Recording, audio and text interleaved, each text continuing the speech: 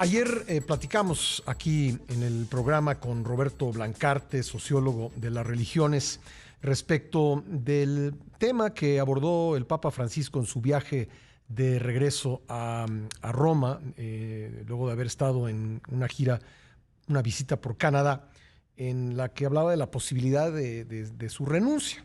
Nos habló de este tema y hablamos también con él de los resultados de la visita de Francisco a Canadá, y hoy lo hemos invitado nuevamente y afortunadamente ha aceptado estar otra vez con nosotros porque hay pues otros asuntos del ámbito religioso que son importantes de comentar. Un gusto que estés nuevamente en el programa, Roberto.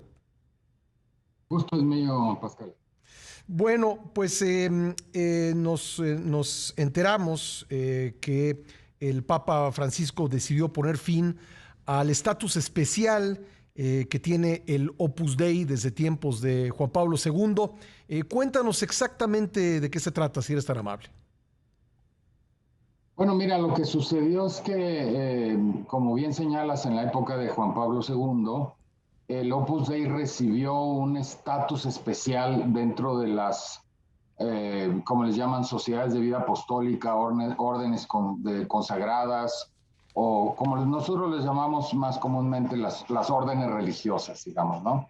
Aunque, digamos, técnicamente, digamos, jurídicamente hay una gran diversidad de este tipo de organismos que nosotros vemos como pues los jesuitas, los franciscanos, los dominicos, Ujú. etcétera, ¿no? Bueno, este tipo de organizaciones tienen todos más o menos la misma legislación y se apegan a la norma esencial de que estando en una jurisdicción específica, en una diócesis, tienen que obedecerle, además de su, digamos, prepósito general o rector general que tengan, o director de su asociación, digamos, tienen que rendir obediencia al obispo, Ujú. porque el obispo en cada diócesis es el jefe absoluto, tiene el poder ejecutivo, legislativo y judicial dentro de su diócesis. Y lo que hizo Juan Pablo II fue modificar eso y darles un estatuto privilegiado al Opus Dei, que fue el de darles una cosa que se llamó una prelatura personal. Ujú. ¿Qué quiere decir esto? Quiere decir que al Opus Dei le concedió que tuviera un obispo propio, que su director general o su, digamos, o su rector general de la congregación fuera obispo, y por lo tanto los miembros del Opus Dei pues le obedecieran a ese obispo, Ujú. y ya, lo cual generaba problemas porque si el Opus Dei estaba como está en una diócesis, como por ejemplo la de México o la de Santiago de Chile o cualquier otra, pues ellos le obedecían principalmente a su obispo más que al obispo diocesano o al obispo local, ¿no? Y eso obviamente generó mucho ruido desde el momento que se hizo, y lo que vemos ahora, 40 años después, es que el Papa Francisco cambió nuevamente esa legislación con un motu propio y los volvió a meter al Opus Dei dentro de la normativa que están el conjunto de agrupaciones digamos, de órdenes religiosas, ¿no? Entonces vuelven a estar bajo la jurisdicción de la diócesis, puesto que ya no tienen a un prelado personal, ya no tienen a un obispo propio, ¿no? Y eso obviamente es muy importante, ¿no? Claro, ¿por qué fue este estatuto especial que le dio Juan Pablo II al Opus Dei? Bueno, porque yo creo que Juan Pablo II se distinguió por tener una visión doctrinal bastante conservadora. Yo creo que privilegió a algunas agrupaciones, algunas órdenes religiosas. Todos conocemos el caso de los legionarios de Cristo, que a quienes defendió y protegió muchísimo. Y también al Opus Dei, por lo visto, al otorgarle ese rango especial, más bien esa jurisdicción específica, pues obviamente los puso en un lugar donde no estaba ninguna de las otras órdenes, algunas de las cuales tienen cientos de años trabajando en la iglesia, ¿no? Ujú. Digo, hablo de los dominicos, los franciscanos, incluso los jesuitas, ¿no? Y eso, bueno, yo creo que fue por alguna, más bien, afinidad ideológica que se convirtió en una predilección que quiso traducir por una especie de control específico que tuviera la congregación y que no necesariamente dependiera de las direcciones y de la jurisdicción de los obispos locales, ¿no? Sí. Yo creo que, en fin, es difícil saber por qué, pero yo creo que es más se explica por una cuestión más, digamos, doctrinal e ideológica de afinidad, ¿no? De Juan Pablo II con ellos, cosa que no necesariamente comparten con este papa que es jesuita y que pues seguramente nunca vieron con buenos ojos este privilegio, porque finalmente era un privilegio, ¿no? Sí, por cierto, en México luego se confunde al Opus Dei con los legionarios de Cristo y creo que es importante decir que no son lo mismo, pues. No, no son lo mismo, aunque yo los mencioné junto ahorita porque pues eran protegidos en distinto sentido por Juan Pablo II, pero no son lo mismo. La gran diferencia es que pues Monseñor Escrivá de Balaguer, el fundador del Opus Dei, fue santificado, fue canonizado por la Iglesia, mientras que el fundador de los legionarios pues fue condenado por pederastia y otros crímenes dentro de la Iglesia, ¿no? Entonces son dos organizaciones que digamos que lo que se parecen es que suelen atender preferentemente a las clases altas, a las clases privilegiadas, y eso los hace, aunque no exclusivamente, ¿no? Sobre todo el Opus Dei que tiene, digamos, una teología que se dirige a la santificación de cada quien en su trabajo, lo cual lleva a que uno puede ser un obrero, o una ama de casa o una empleada del hogar y santificarse según esta teología, digamos, según esta postura doctrinal del Opus Dei. Y en eso sí se distingue de los legionarios de Cristo, ¿no? Entonces lo que hizo el Papa Francisco fue, digamos, quitarles ese estado especial, ese estatus especial que le había dado Juan Pablo II. ¿Qué implicaciones tiene? Bueno, implica que ahora el Opus Dei los miembros del Opus Dei tienen que obedecer al obispo local sin ambigüedades, sin contradicciones. Debo decir que no es que siempre corra suavemente la relación entre las órdenes religiosas y el clero secular, es decir, los sacerdotes que conocemos normalmente que están en las iglesias son el clero secular, le llamamos, y luego las órdenes religiosas les llamamos clero regular. ¿Por qué? Porque siguen una regla y de ahí viene el nombre de regulares, ¿no? Entonces, las órdenes religiosas que son del clero regular suelen tener, digamos, una relación a veces no muy suave, digamos, a veces hasta conflictiva con el clero secular y particularmente con los obispos en algunos determinados lugares, ¿no? En otros trabajan siempre de manera coordinada, pero siempre hay esta ambigüedad entre a quién le obedezco al director de mi orden, ¿no? Al prepósito o al rector o como superior. le llaman cada uno, al superior, cada uno tiene un nombre distinto, ¿no? O le obedezco al obispo, ¿no? Que en principio es quien tiene toda la jurisdicción para mandar. En teoría, digamos, ahorita queda claro jurídicamente que, aunque sea uno de una orden religiosa, le tienen que obedecer al obispo.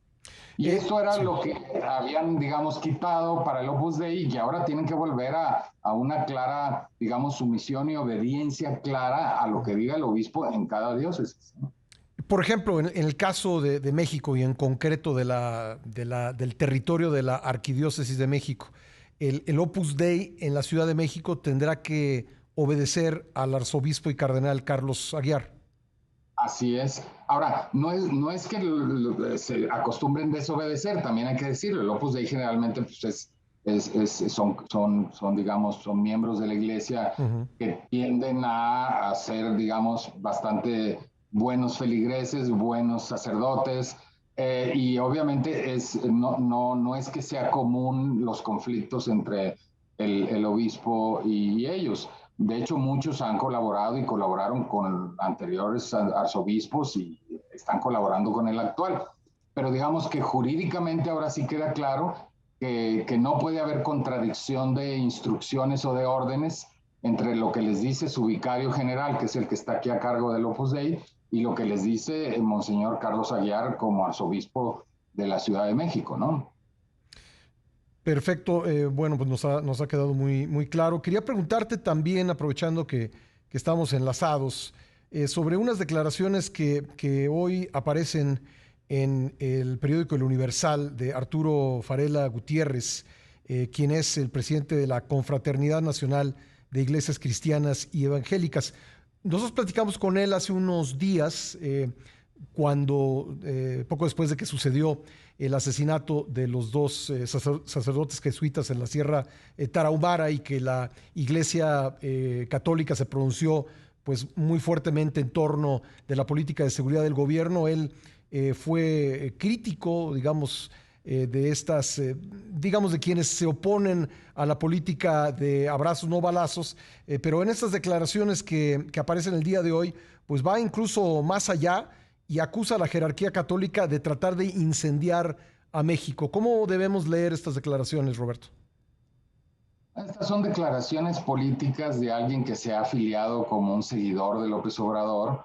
Y López Obrador durante un cierto tiempo pensó que él era el representante de todos los protestantes y evangélicos del país y le hizo caso en algunas cosas, pero después yo creo que con el tiempo ha sido evidente que Arturo Farela es el líder de un grupo pequeño de iglesias evangélicas, y que se ha aliado políticamente, a pesar del juarismo del presidente López Obrador, está aliado con él, puesto que López Obrador encontró una especie de nicho electoral favorable entre algunos evangélicos, y es una especie de, digamos, de venta de apoyo, solidarizándose en una postura anticatólica, que a veces puede compartir el mismo presidente, a pesar de ser el mismo, digamos, un seguidor de Jesucristo y del catolicismo